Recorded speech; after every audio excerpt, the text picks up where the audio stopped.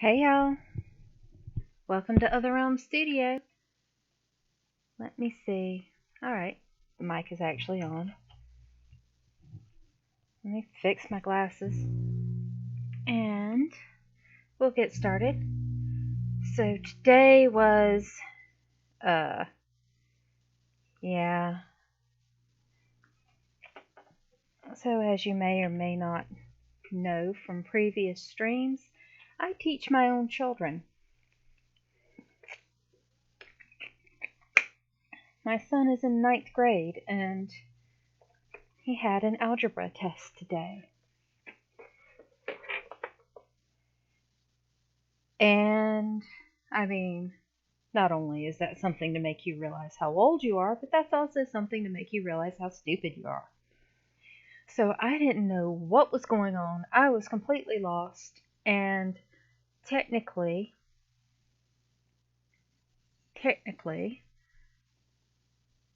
his dad is supposed to be the algebra teacher. We had a deal. And, yeah. I'm going to try and put a little detail on the hand since we're on the skin layer.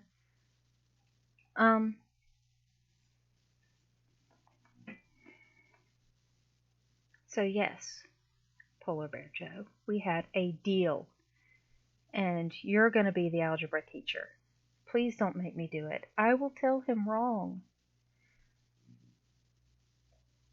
And I don't want to do that. I would like to be a parent who steers her children right. And when it comes to algebra, I cannot be that person.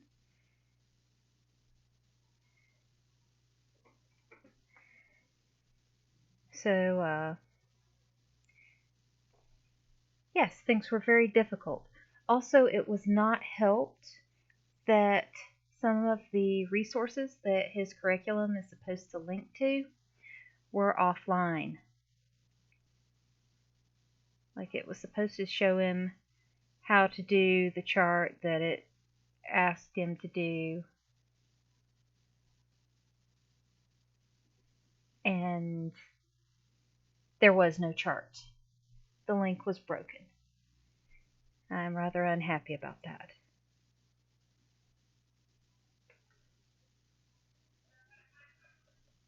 So, yeah, I don't know what I'm going to do.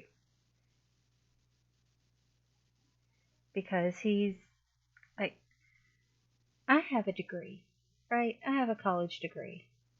But I have a degree in English, y'all. I was given the option to either do advanced algebra or any of the advanced math classes, or what they called math for the liberal arts major. And I'm like, well, what is math for the liberal arts major? And they're like, well, budgeting and how to balance a checkbook. I'm like, dude, that sounds awesome. That sounds very practical. Let's do that. And I actually don't balance my checkbook. I just keep track of it all online.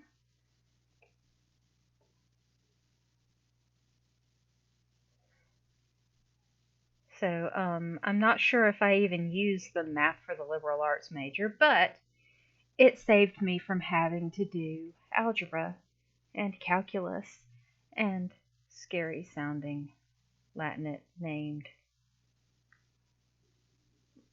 mathy functions in college. While my husband, on the other hand, is the guy who took calculus for fun. Like, he didn't have to. He already had his credits.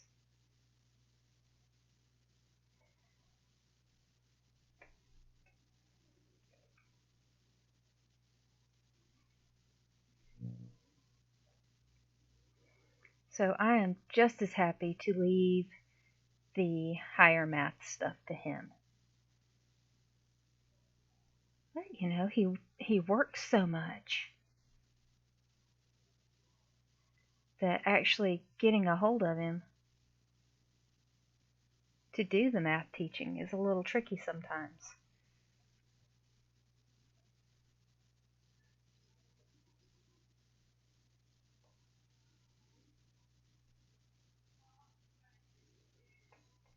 So, anyway,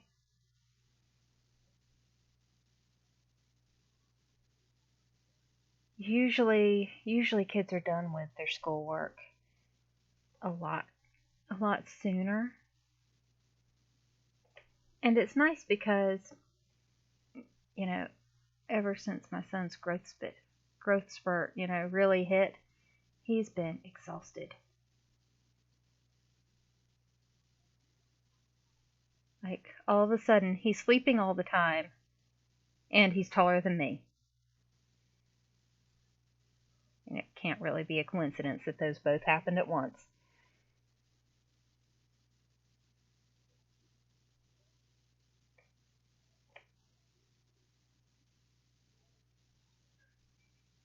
So he's so I don't have to get him up and put him on a bus first thing in the morning and send him off to school where he will simultaneously, well, could talk for a second, um, be bored out of his mind and frustrated.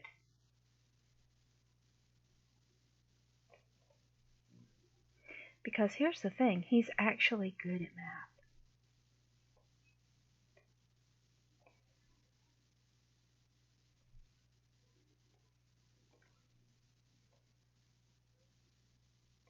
So when I go in there, my teaching, at least as far as math goes, consists of, uh, well, explain to me what you've put in your notebook.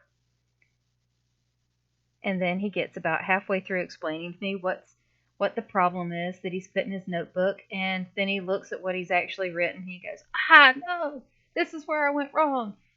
And then he fixes it, and I don't actually have to work out the problem for myself after all. So, like, I've been skating on that, but, yeah, when uh, his schoolwork may have failed us somewhat, the curriculum, and I've heard people complain about it before too, but I was hoping that his natural aptitude for math would just let us continue to skate for a bit longer. But I think that what we're going to have to do is take the math problems that it gives them, and if it doesn't explain them clearly enough, we'll just write him new ones and teach him how to solve them and give him credit for that.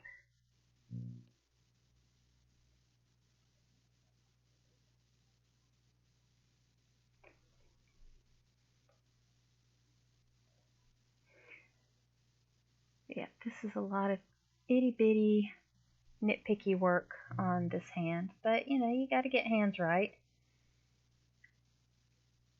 And I did have this based on one of the 3D model hands, but their proportions are not perfect and the fingertips are kind of blunt. See, if you do like this, then that is a more realistic looking thumb than what it gives you. Like I think all the 3D models on Clip Studio Paint, they kind of end up with like Ditko hands, which is great if you're drawing Spider-Man, and not so great if you're drawing like normal people.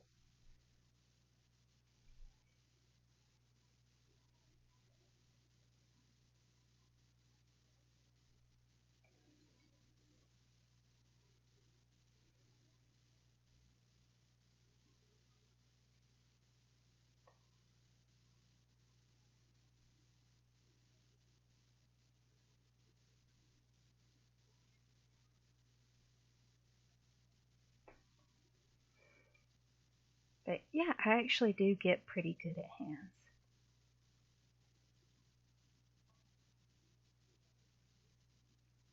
if I take the time to work at them.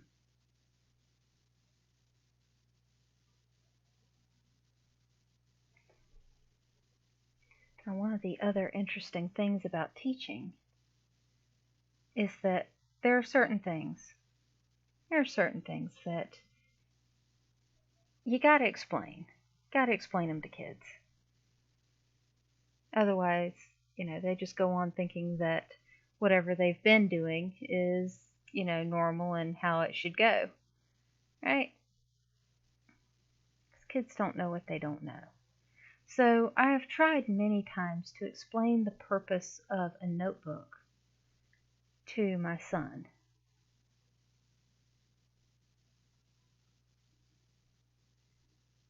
And he tends to get frustrated and skip ahead and think of something else over me while I'm talking. And partly that's just because he's really smart. And he's used to catching on really quick.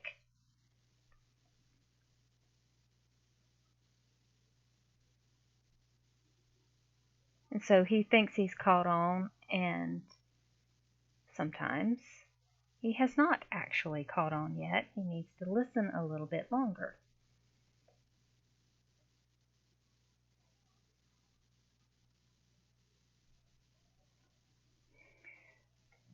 So I explained again, the function of a notebook is to use up the paper and keep track of your thoughts.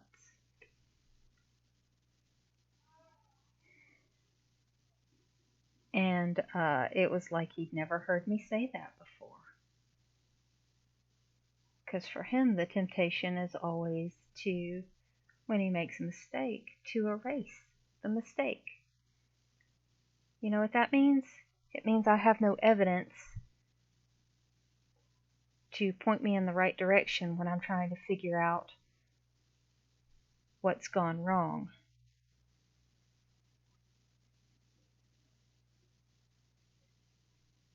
So I can't look at his notebook, and neither can he.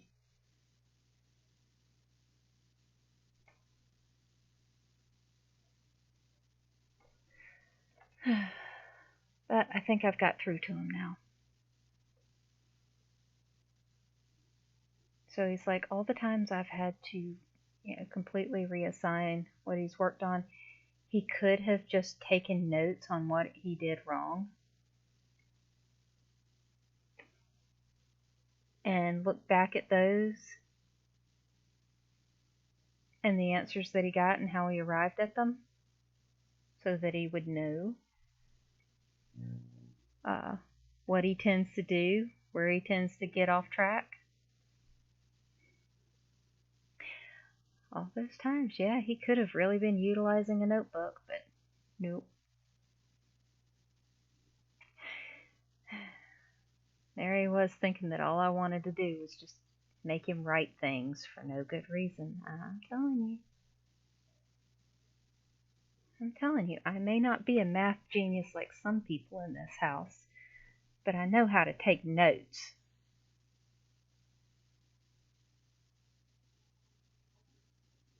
And, I think I really could have done better at math and achieved a little bit more in algebra and so on if I'd been allowed to bring my notes, because I can't remember how to get the answers. It doesn't make much sense to me. But I found that I'm a little bit better now. It just seems that some things you just need to let them percolate for a few years, and then you kind of come back to them and you grasp them a little bit better.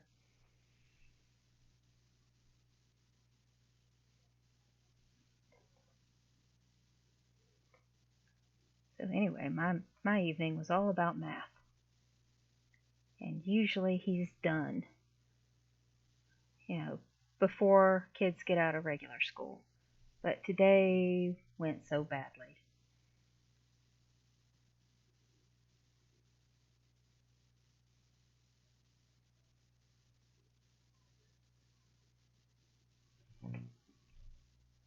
sometimes that's how it is.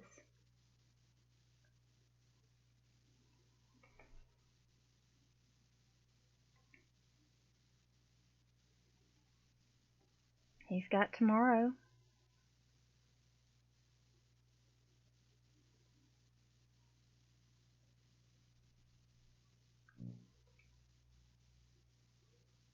And we will work out how to do the problem, and we will solve it, and he will understand it better than I do. And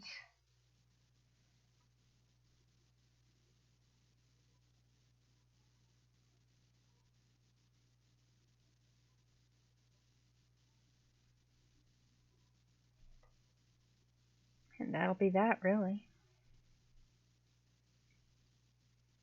It's going to be fine.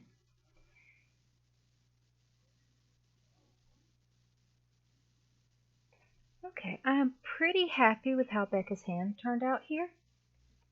We've got some nice detail. You know, on the first painting that I did on the inside cover of Soulbound 1, I was really proud of how the hands turned out. I mean, really nice work on them. You know, it's not that often that I can say that about my own work, but the hands turned out so pretty. Oh, yeah, I would love to watch the crowdfunding comics episode 59. I'm halfway through the last one, 58. Crowdfunding comics on YouTube. They had John Celestri on there, and I got to watch some of it live, and I got part of the way through it again today while I was working on my painting. And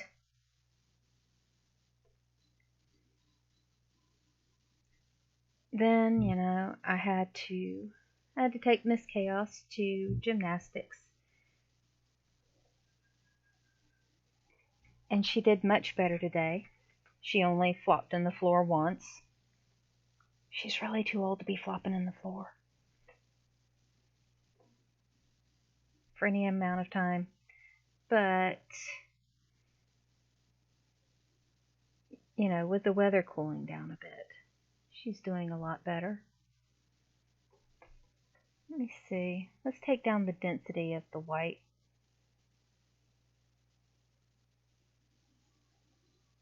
And the amount of paint a little.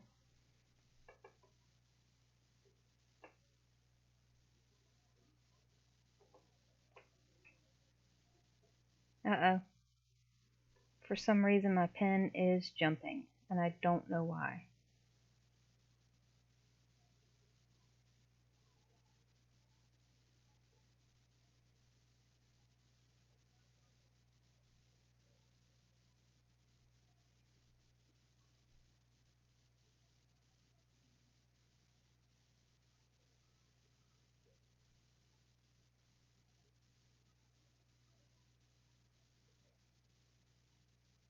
Okay. That might be behaving now. Hard to say.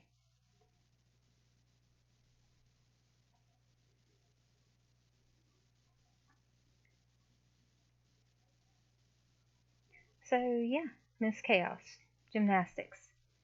So, she's very bouncy. And so I decided it would be good to take her to something structured so that she has experience with teachers who are not me. And does some stuff that she doesn't have to do here, like, you know, stand in a line sometimes, or, you know, follow instructions.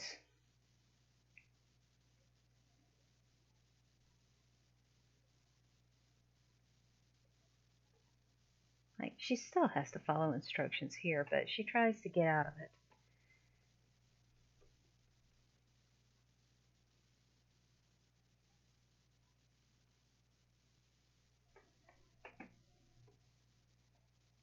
But I get to see how she interacts with teachers who are not me. And So far, so good. She's doing pretty well. And she likes gymnastics, but over the summer, it was so hot in there. And she didn't hold out for the whole lesson very well. Like, we'd be 45 minutes into an hour-long lesson, and she'd start feeling despair in the legs and flop on the floor. So today was a lot cooler, and she didn't get overheated, and she's a lot better. Miraculously, she's a lot better at gymnastics. And she's not competitive at all. I don't think that she's ever going to want to be on team and compete and stuff. But I think this is going to be valuable for her in her life.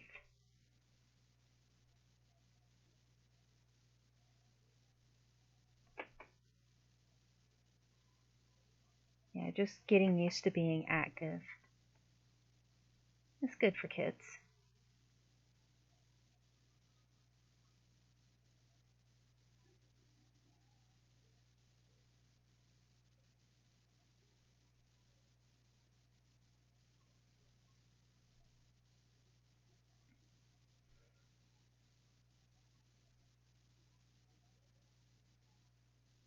Now, my son, I kind of want to get him into some sort of activity, but he has not expressed interest in any other than gaming. And nothing wrong with gaming, but I think he would be better served for his future if he took up some sort of sport or martial arts or something.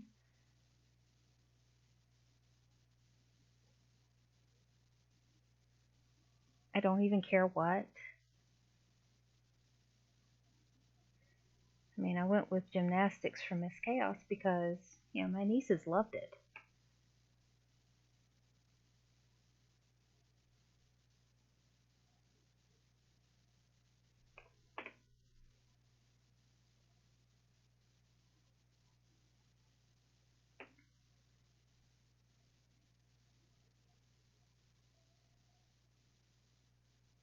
But my gamer son is not interested in gymnastics whatsoever.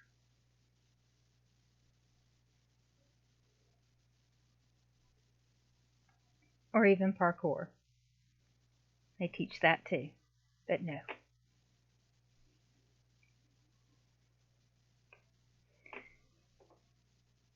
Okay, I'm gonna have to think about the shapes and the volume of this shirt and be sure that I'm rendering them, reasonably realistically.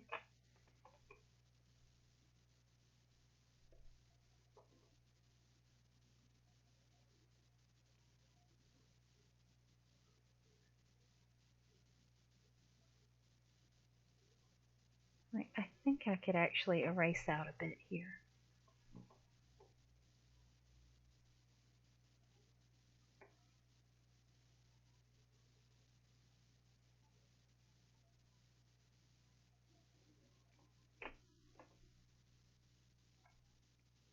And also I think this sleeve here could be taken in because it's got so much volume on the right side that the left is not hanging correctly. Alright, let me see.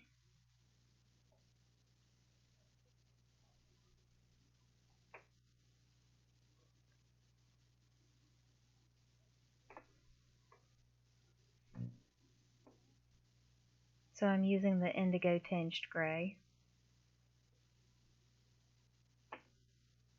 Hello, Heartless Spectre. How you doing?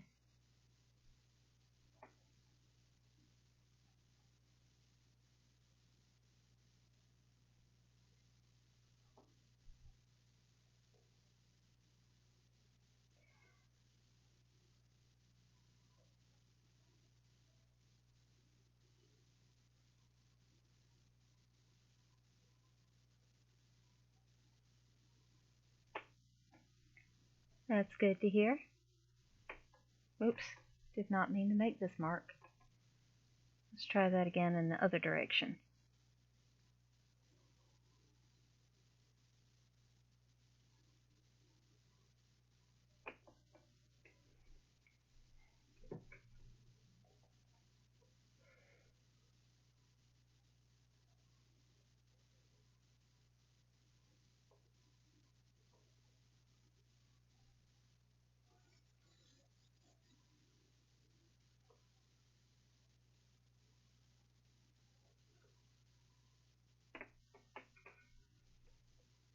So let's see. Tomorrow I have a dentist appointment and I am not happy about it.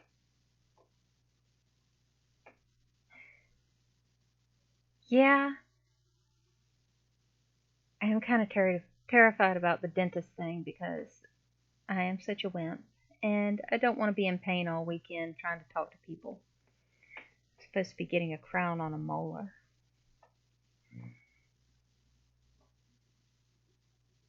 Like first thing tomorrow. And my son's been having difficulty in algebra and I don't want to leave him here alone with his schoolwork.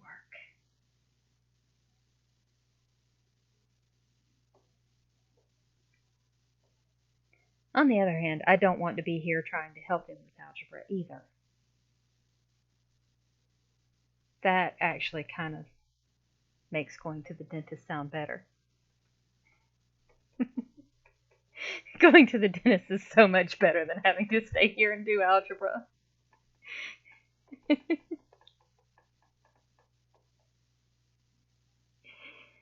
Hmm.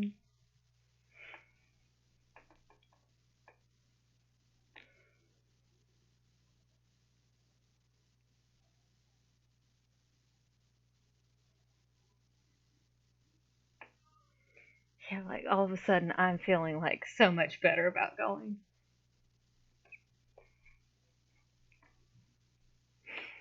Hmm. I mean, I could do it.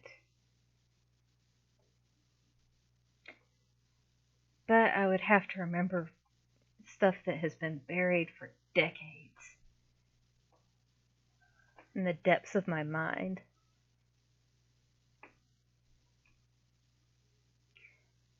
Yeah, well, I mean, I kind of have documentation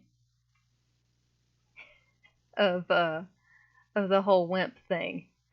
It takes for me for some reason, don't know why. Um, the painkiller, the Novocaine, it takes a long time to work. It takes an unusually long time to work, and sometimes I gotta get a couple shots in order to feel it at all. Then I'm good. It doesn't seem to wear off any sooner, but it takes forever to really get it numb.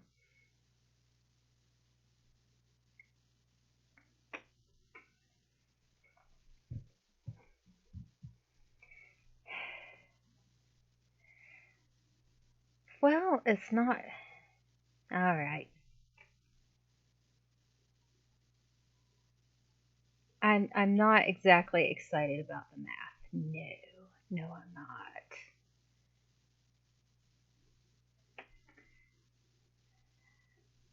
I mean, I understand that things like algebra and calculus and your higher maths and even the theoretical stuff, that's extremely valuable and it's good to exercise your mind.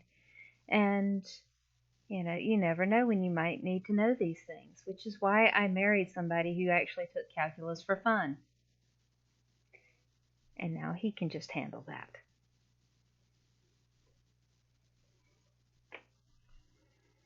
He can be the math person, and I will be the one with the English degree.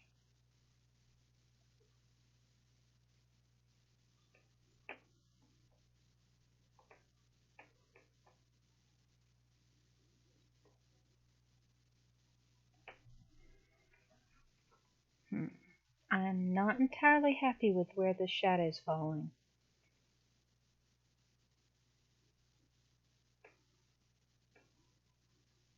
I think I could move the whole thing down.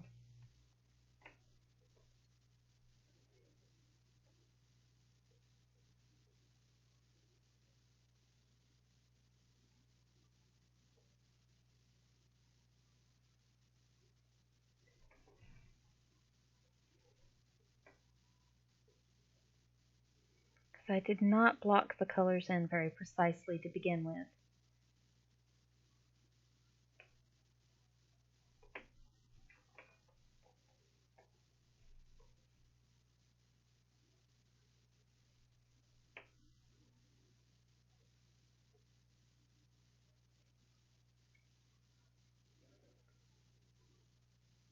So what's really funny is that my son is actually quite good. He has an aptitude for it. But it's that thing where if you have an aptitude for something and then suddenly you run into something that gives you some difficulty, it feels like the end of the world.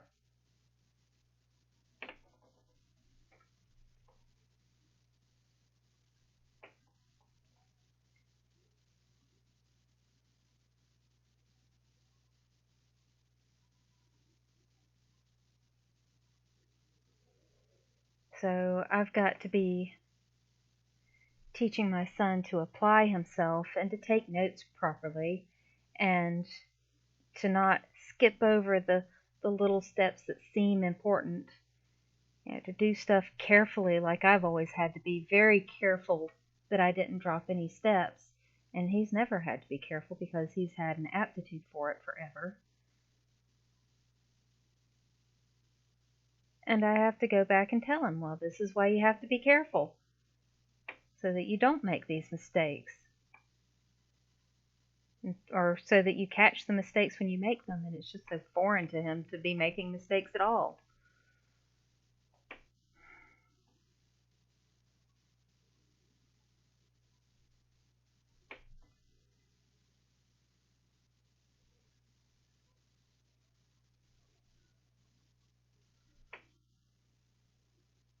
There goes autosave. Let's see, I think if I'm careful, I can expand this bit here.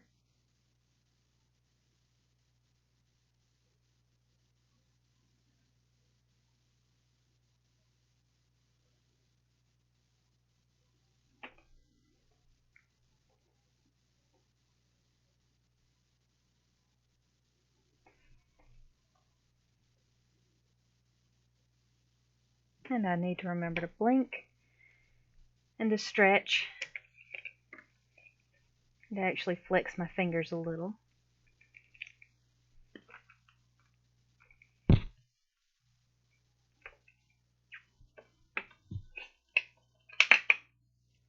I have water in here that I've been meaning to drink all day.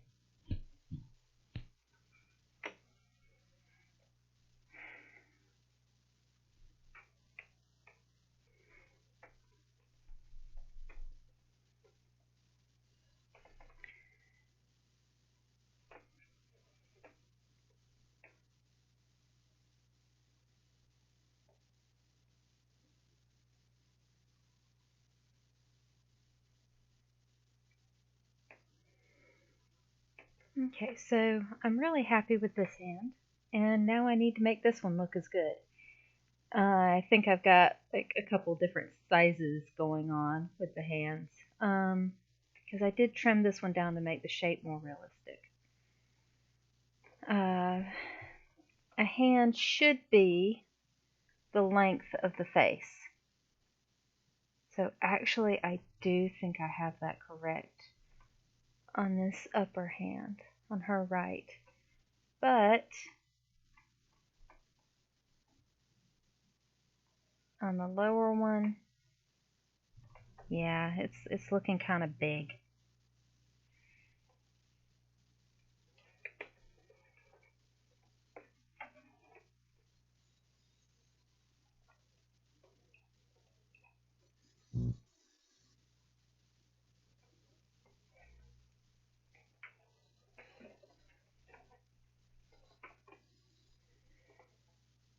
Let me see.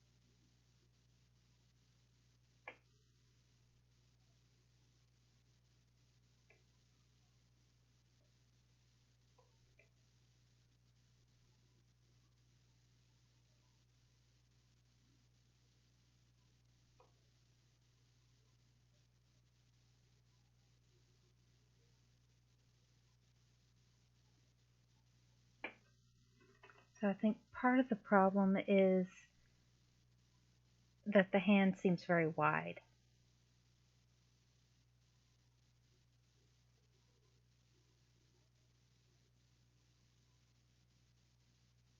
Like very thick.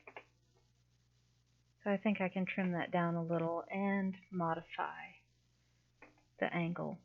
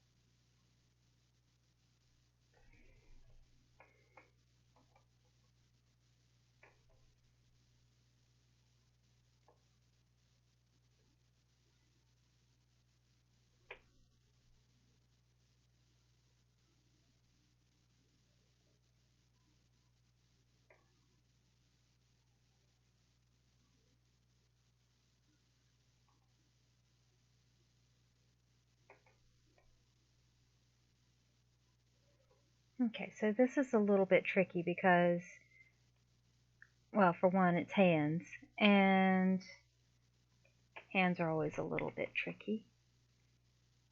But also because of the angle and all the overlapping fingers.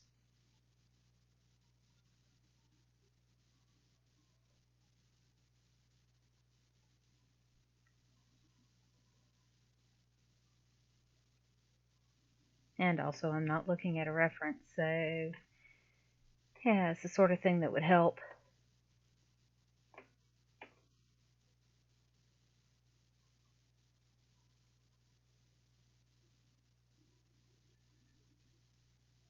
But it's kind of tricky to look at your own hand for a reference when you're drawing with it. And some of the angles are not easy to get on your own hand.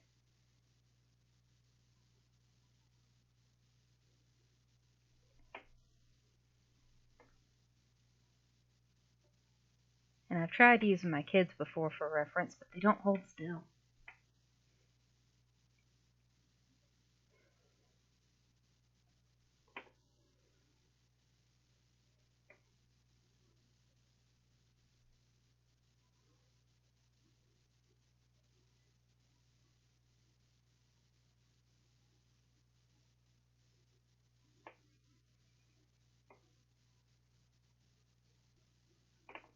Okay, that's already improved things a good bit though.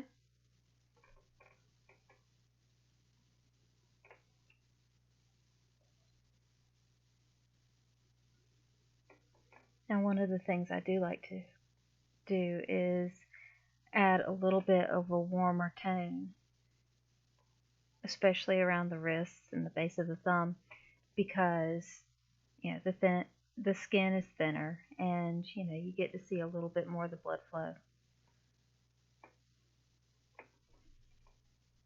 So when you're working with color, you need to blend in a few more so that it doesn't look like flat colors. And so you get a more realistic tone. Also, the slight bit of pink really pops against the green, so that even though that they're similar in value, like if I changed all this to grayscale, the hand would be very similar to the background, but with a little bit of the reddish color, it pops it out from the green background. And that helps. That helps keep my main figure separate from the background so she doesn't just fade in.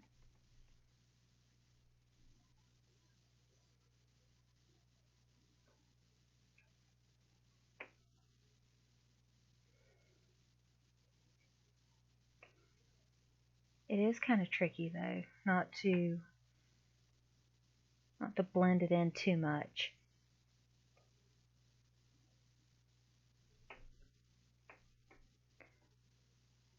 And you also have to mind your outlines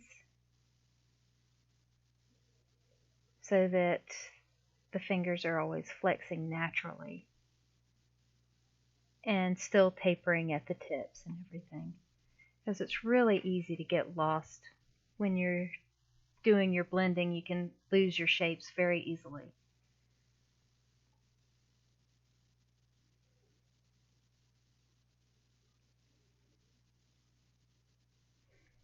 Alright, let's do fit to screen. Okay, so I'm a lot closer on getting the hand proportioned properly. But I think I have the wrist starting so high that it's making the hand look bigger than it is. Because you can see, like the elbow's way up here, and then it looks like the wrist starts down here. But this is really, only halfway down the forearm. The wrist should be down in here. So I need to cue that visually.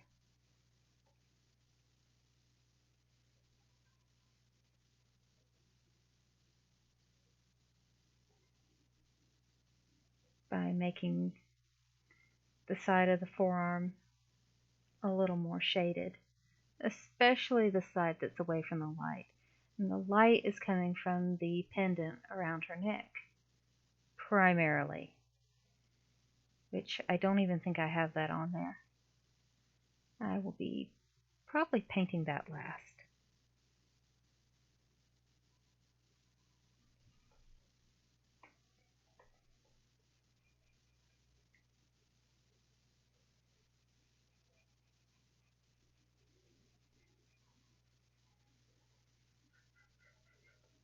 Well, it's 9:30 and I gotta finish this up.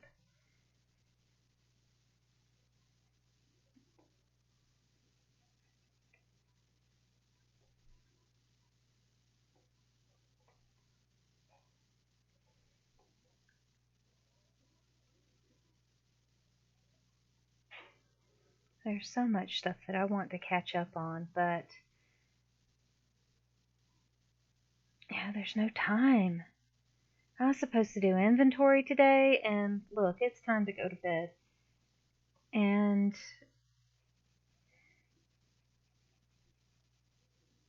I just couldn't do it.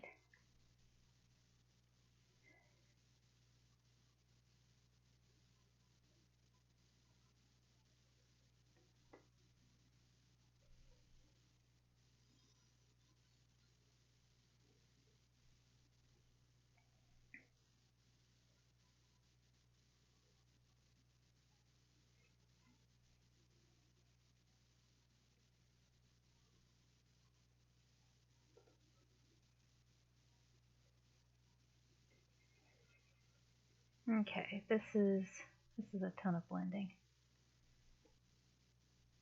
Also, I think that this is on the wrong layer. Yeah. So I've been trying to keep the skin on a separate layer than the clothing, and sometimes I just skip and start putting them on the wrong layers, which defeats the purpose.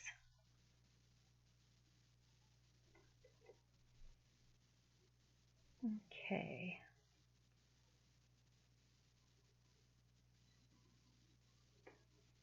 Alright, well, I've got to go, but don't forget that you can always see more of my work on my website at otherrealmstudio.com.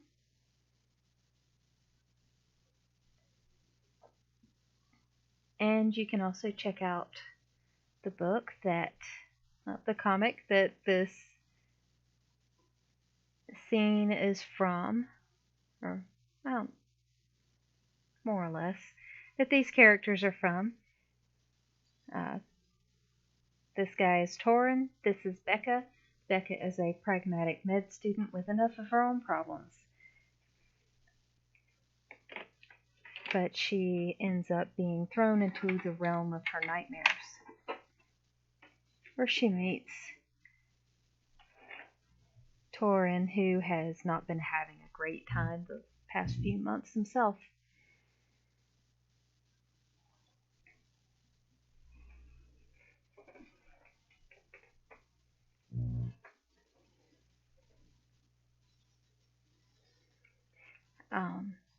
Issue 1, Soulbound Adrift, is available now on my website at otherrealmstudio.com, and also it's available on Amazon.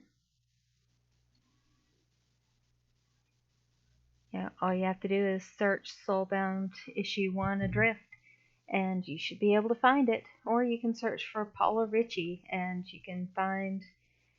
uh, you can find my comic, and you can also find the other book that I have a story in, which is called Paragons, an anthology of superheroes, and it's a really good anthology. Highly recommend. Right. And here's where you can buy the print copy at otherrealmstudio.com, and I will mail it out to you and everything. Let me see.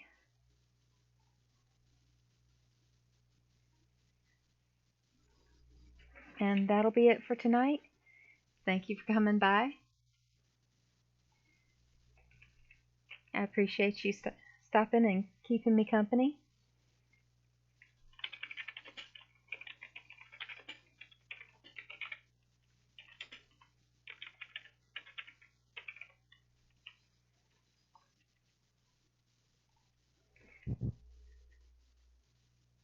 And I'll see you in the other realm.